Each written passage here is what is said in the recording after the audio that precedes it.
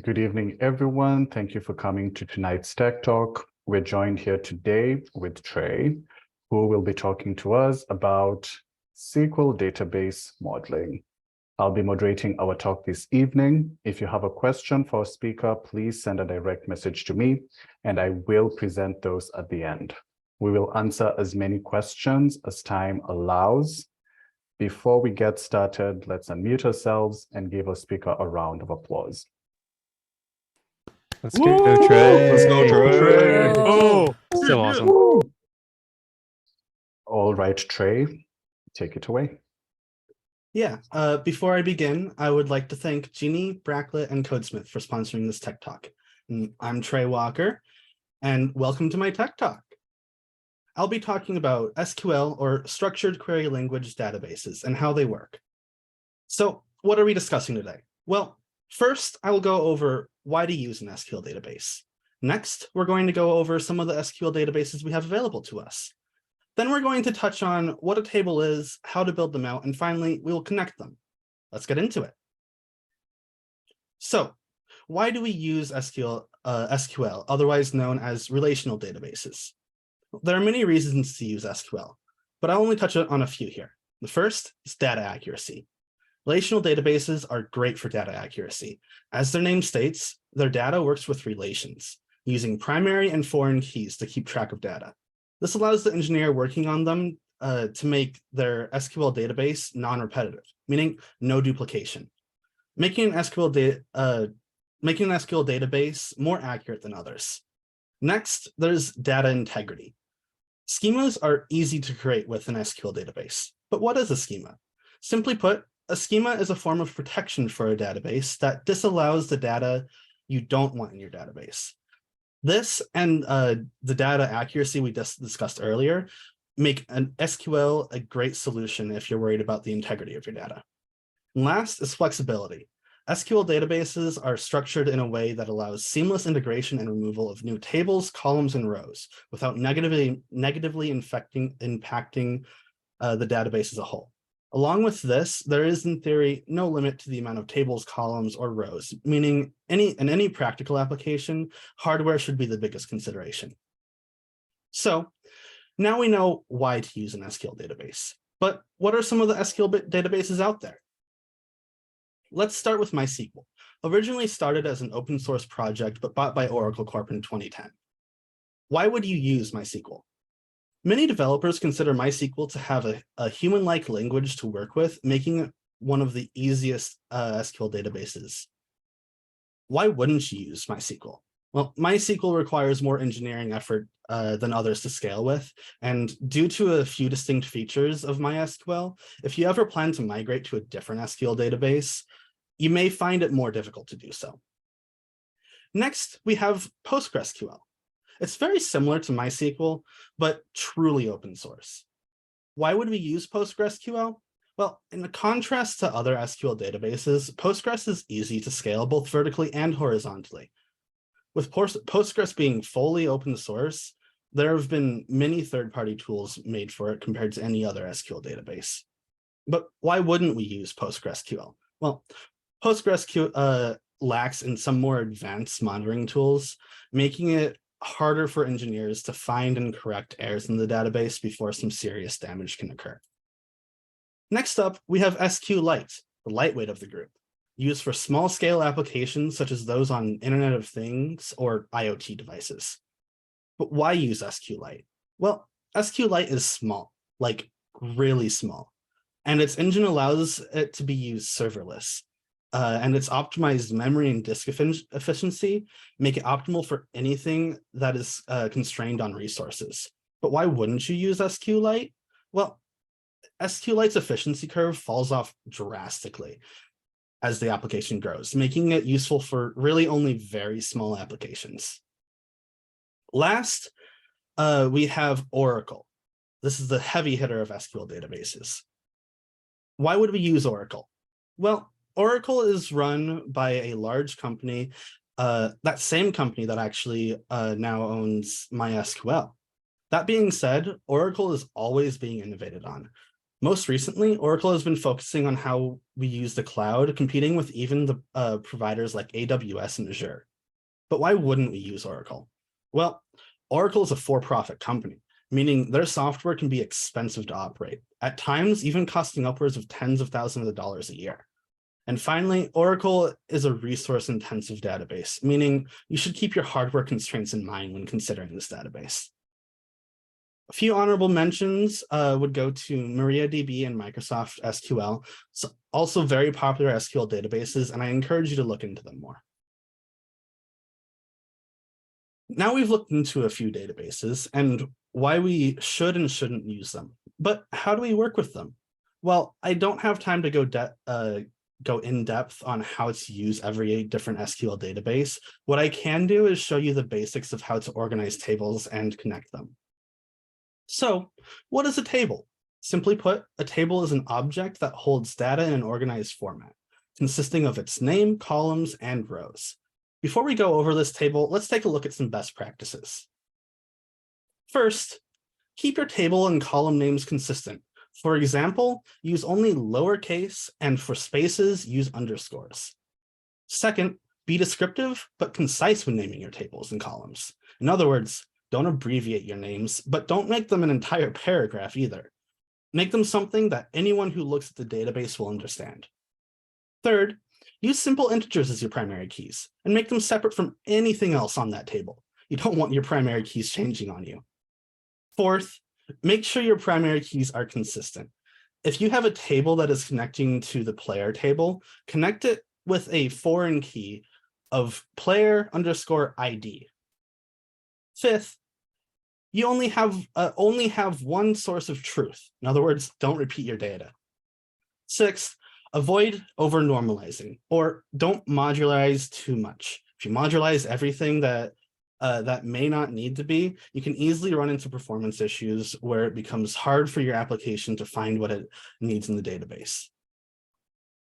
Let's take another look at the table from before. So we have a table, it's named player. It has a couple things of interest. First, let's take a look at the first column, ID. That one's our primary ID. And after that, we have three more columns. They each have the ID at the end of their name. Those are all foreign keys. You can even see in the race ID column, it has two rows with the same value. Let's move on to see why these are important. So we've seen primary keys and foreign keys, but how do we use them? Well, we connect our tables with them. There are many ways to do this. One-to-one, one-to-many, and many-to-many. Let's start with one-to-one. One-to-one connections are when a single record or row in the table references another single record in another table. To start, let's take a look at our tables. For our first table, we're looking at our player stats. The only thing of note here is that we have a primary key of ID. Everything else is just some main stats for our player. And that's our first table. Next, we have, it's the first table we saw, player. We've already seen that this table has the primary key of ID and a few foreign keys. What's this? We're adding another foreign key. It's called player stats ID. I feel like that's important. Let's take a look at how to connect these tables. So how might we connect them? It's simple, really. That player stats ID column on the player table, well, we want one of our rows on the player table to connect to a row on the player stats table. We just put the ID of the player ID of the player stats row we want into our player stats ID column, and boom, we have a connection. It's really that simple. But this is only one of three connections we're talking about today. Next is one-to-many. Here, instead of a single row of a table connecting to another single row of a table, we have a single row of a table connecting to one or more rows of another table. Let's look at some more tables to demonstrate this. Here, you can see all the jobs the player can play. Let's look at the table we have built out for that. Looks like here we have a table named job with a primary key of ID and the data that we want to hold. Well, that was a simple table. Let's move on to the next table. Oh, this one's a bit bigger. Each job has its own set of spells. So here we have a table that will hold our spells. Despite how big this table is, it's actually pretty simple. The table's name is spell, it has a primary key of ID and a foreign key of job ID. Everything else is the data to build out the spell, but we don't need to focus on that. Let's connect these tables. Now, connecting tables in a one-to-many relationship,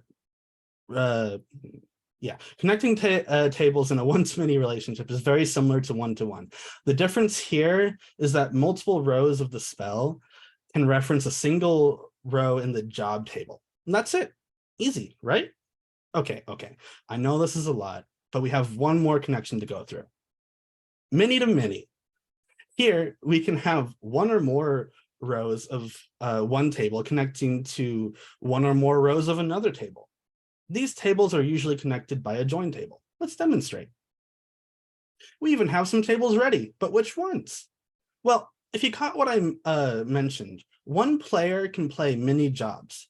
There you have it. Many players can play many jobs. So let's look at how to connect them with a join table. This is easier than you may think. We have our join table here named player job. It itself has a primary key of ID and two foreign keys, one referencing the job table and one referencing the player table. And with that many rows, in the job table can now be referenced by any row in the player table and vice versa. With that, we can have a look at all the connections we've made.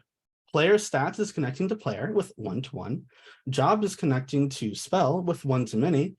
And job and player are connected together through our join table of player job with many-to-many. Here's my works cited. And thank you for attending my tech talk, and connect with me on LinkedIn and GitHub. What an excellent presentation, Trey. Everyone, let's all unmute for a moment and give him a big round of well-deserved applause. Great job, Trey. Awesome job, Trey. Yeah. Nice work. Wonderful. Does anybody have any questions? If you do, please use Zoom's raised hand feature. So first question that I can see is from Steve. Go ahead, Steve. Yeah, thank you. I noticed in the spell table, we had the path for the image rather than the image itself. So I was wondering why we do that. Yeah, so if you try to keep images or videos for that matter in your database, this can greatly decrease the efficiency and speed. So it's generally better to add your images to the download for your application instead, and keep the path in your database. Thank you, Steve. Anyone else with a question? Yes, William. Hey, awesome talk. I just wanted to ask, you brought up one source of truth. Why should we be using one source of truth? Yeah, when you start to add more duplicate data to your database, you can start to bloat your database. This can cause it to use more space than necessary, and on top of that, it causes more room for human error when where you could inject data that may just be misspelled or off by one number, for example. Thank you. Thank you, William. Any other questions?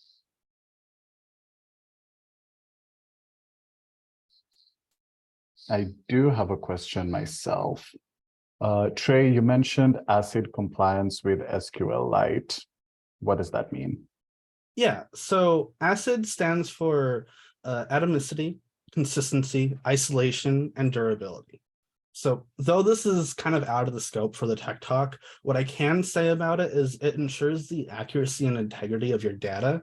And I would encourage you to either get with me later or look more into it yourself.